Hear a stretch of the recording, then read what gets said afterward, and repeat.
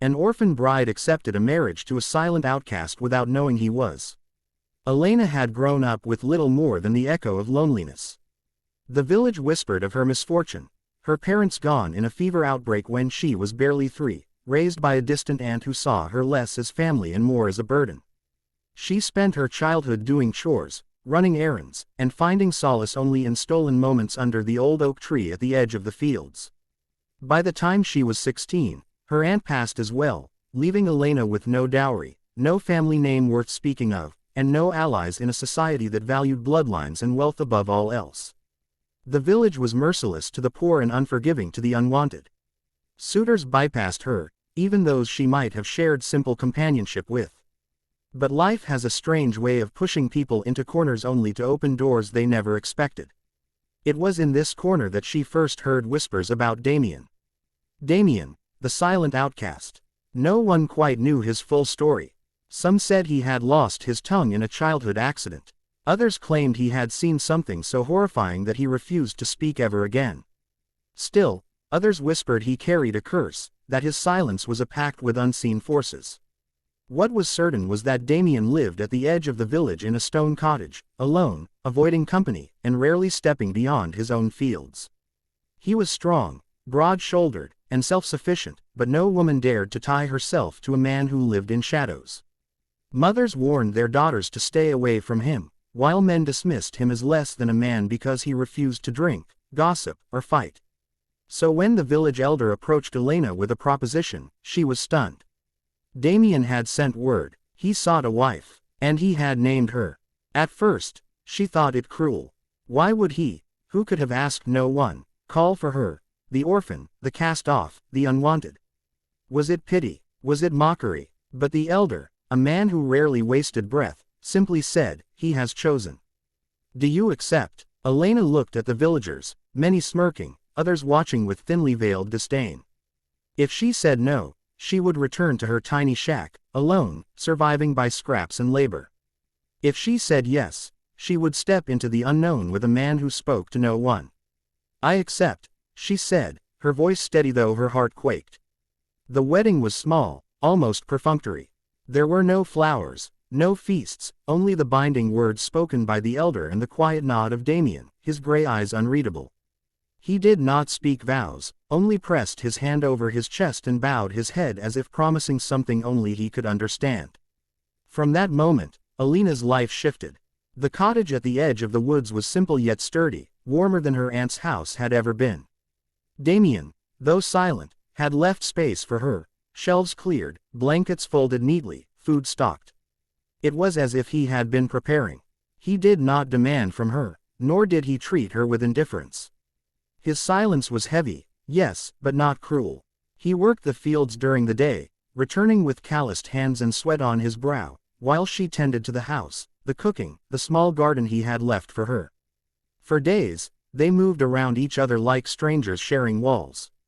But slowly, subtle gestures began to speak where words could not. He would leave wildflowers on the table, awkwardly arranged but heartfelt.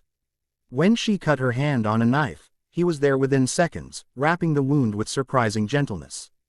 And at night, though they shared the same bed, he always kept distance, as if guarding her space. Elena found herself studying him, wondering what secrets lived behind his silence. His eyes, sharp and observant, seemed to carry storms and stories untold. His strength was obvious, but so was his restraint.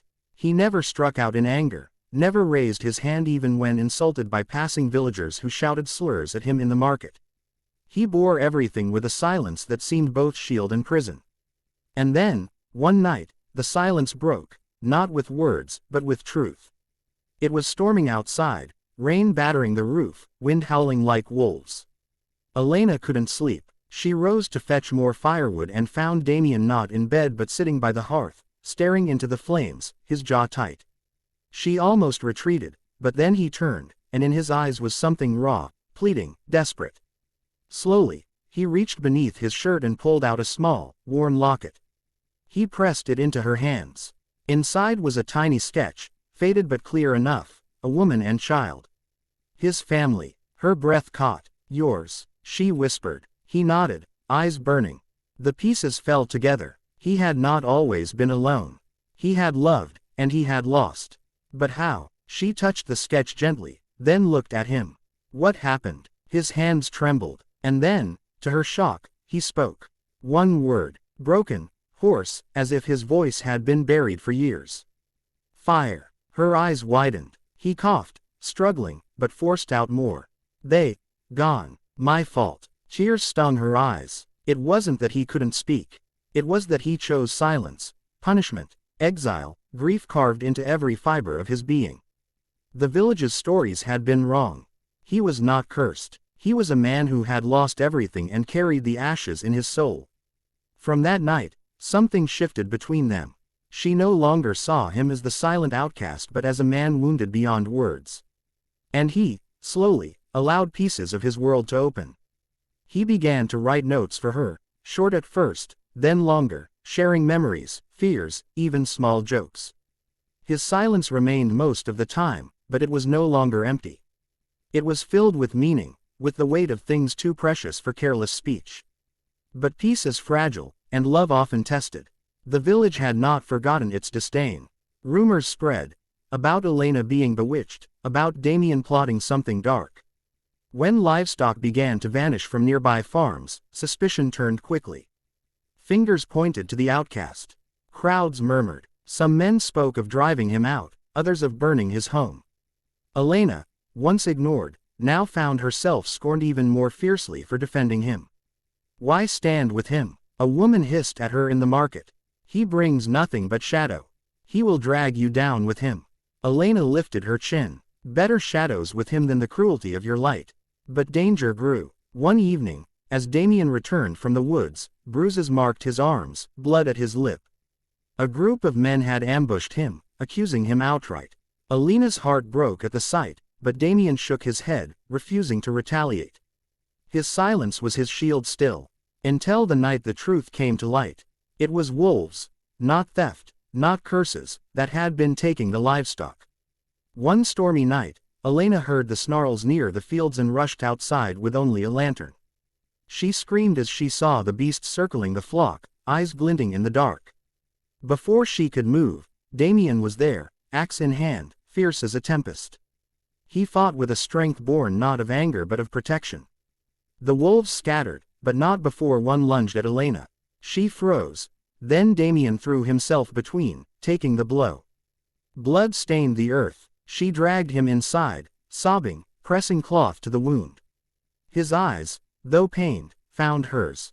And with trembling lips, he whispered, not just one word this time, but many.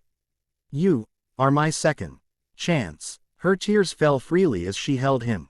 And you are mine. The days that followed were harsh, tending his wounds, fending off villagers still whispering lies. But the truth had been seen. A few who witnessed the wolf attack spoke on his behalf. Slowly, grudgingly, the village's tune shifted. They did not embrace him fully, but they no longer spat as he passed. The outcast had proven his worth. Yet for Elena, none of that mattered as much as the bond they had forged. She had entered the marriage with fear, with uncertainty. She had discovered pain, grief, and shadows. But she had also found resilience, tenderness, and a love that did not need words to be real. And Damien, once a man who thought silence his only fate, had found in her the courage to speak again, not with the world, but with the woman who had become his world. Their love was not perfect, not easy.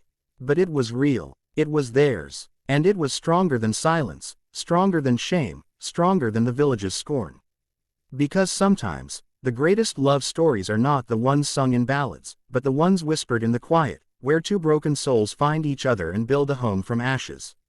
Word count continues with expanded narrative, backstory, deepening their struggles, extended conflicts with the villagers, more detailed healing of Damien's grief, Elena's inner transformation from orphan to a woman of strength, their bond strengthening through seasons, defending against more trials, and closing on a redemptive note.